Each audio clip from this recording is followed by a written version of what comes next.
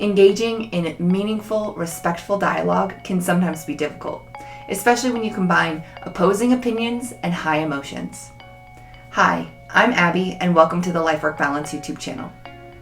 Today is part one of a two-part series on how to engage in those respectful, meaningful discussions with someone that you may not agree with. I've got 12 tips for you total, so in my first video we'll be sharing 6 tips, and in my second video we'll be sharing the final 6 tips. So if you haven't already, please hit the subscribe button as well as the bell so that you can receive those next 6 tips delivered directly to you next Sunday. So it seems like recently there have been a lot of difficult conversations that we need to have as a country and as a world that we haven't been able to have successfully because we sometimes let our emotions and our desire to be right to get in the way. Social media has also made it extremely easy for us to limit our exposure to information that we don't agree with. So it's really easy for me to only see information and news that is in line with what I believe, which means that I can easily be polarized in one direction or another when it comes to conversations that could be difficult. That makes it hard for me to stay open and curious when I'm confronted with an opinion or an idea that differs from my own. But that doesn't mean that we can continue to live like this. We can make the conscious decision to have open, honest conversations that are hard and that may make us bristle or get upset.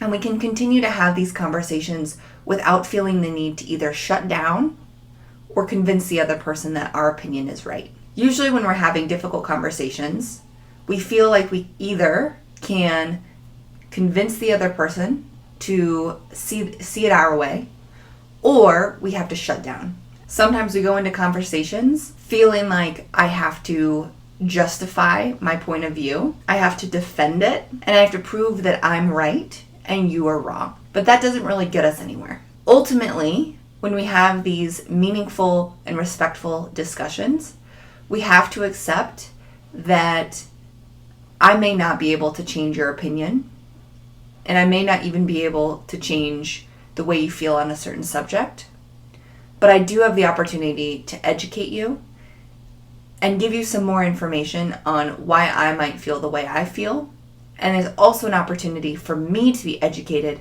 on why you might feel the way you feel. And that leads us right into our very first tip. We have to accept that we cannot change the other person's mind.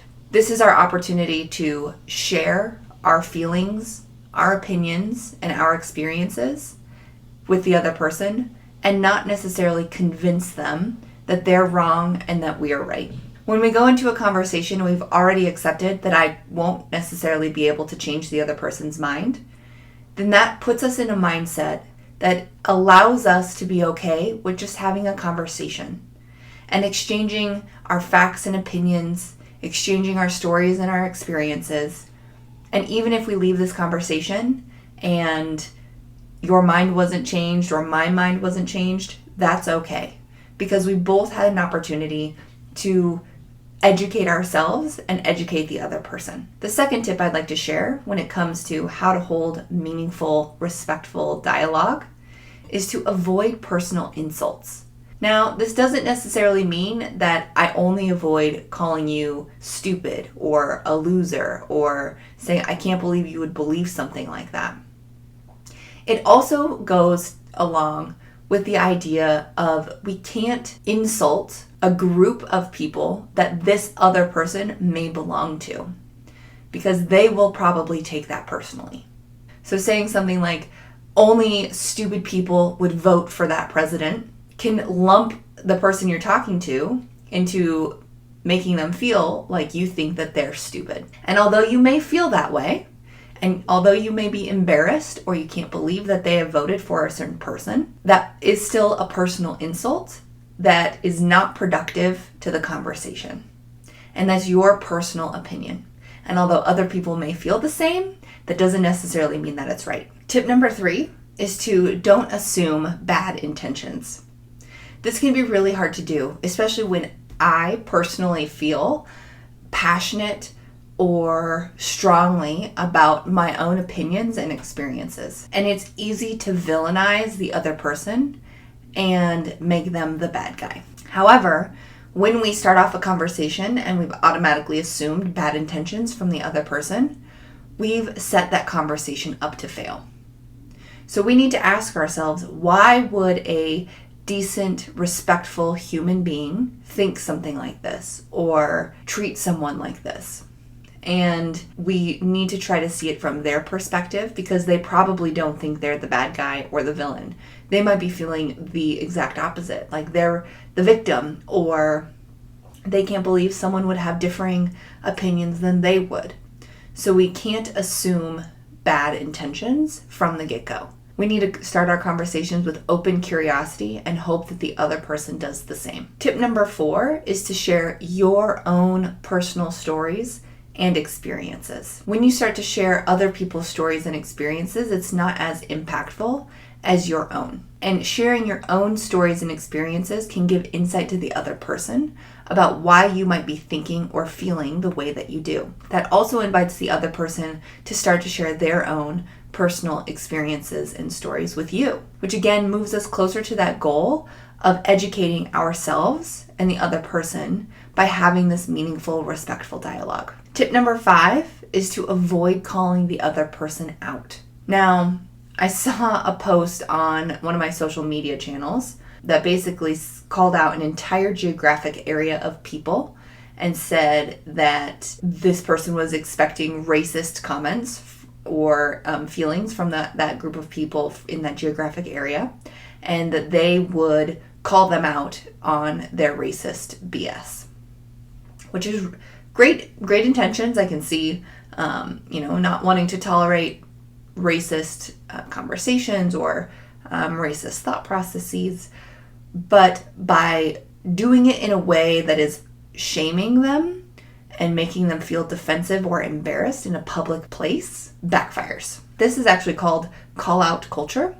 And it's this idea that, or ever since social media and the internet really took off, it's been okay to call people out publicly and shame them and embarrass them on the internet for their thoughts and their views on certain things. This doesn't achieve anything. This actually makes the other person more defensive, more angry, and probably strengthens their opinions on a certain topic and why they might be feeling the way they feel. So instead of calling them out in a public shaming manner, we should try to privately explain the impact of what they've said or what they've done and how that impacts other people in certain groups with certain thought processes, and use it as a learning opportunity rather than an opportunity to shame them for something they've said or done. And tip number 6 is to stay calm. Rightness never justifies rudeness. So just because you feel you're right doesn't mean that you can start to raise your voice. It doesn't mean that you can start to yell at the other person. It doesn't mean that you can start calling them names just because you think you're right, because they probably think they're right and they probably think you're wrong. So when we have these meaningful conversations, it's important that both sides stay calm and that we gauge our emotions and we are prepared to have some of those difficult conversations. And we also understand that it's okay if we need to take a break and return to the conversation later. So those were the first 6 tips on how to have meaningful, respectful dialogue with someone that you don't agree with. Just to recap, they are: accept that you can't change the other person's mind, avoid personal insults, don't assume bad intentions, tell your stories and share your experiences, avoid calling the other person out, especially publicly, in a way that will shame or embarrass them, and then finally stay calm, because rightness does not justify rudeness. Hopefully you've enjoyed those 6 tips, and I know that it's a lot easier said than done, and it takes a lot of practice, self-awareness, and empathy to participate in meaningful, respectful dialogue with someone that you don't agree with or with someone who does not agree with you. So I'm hoping that in the next week, you'll be able to try to put these 6 tips into practice, whether it's in the workplace, whether it's at home, in your personal life, so that you can begin to have these meaningful and respectful discussions about topics that really matter in the world right now. So again, if you haven't already, please hit the subscribe button as well as the bell so that you can receive the next 6 tips delivered directly to you next Sunday. And then after that, you'll continue to receive life-work balance advice delivered directly to you every Sunday. Stay tuned for our next 6 tips next week. And if you agree with any of these tips, if you have anything you'd like to add, please put them down in the comments below. I'd also appreciate a thumbs up if you thought this was good information, and please share this video on your social media sites so that other people can begin to understand the importance of having these meaningful, respectful dialogues, especially with the current political climate, the upcoming elections, and some of the cultural issues that America and the world is facing right now. I'll see you next week. Thank you.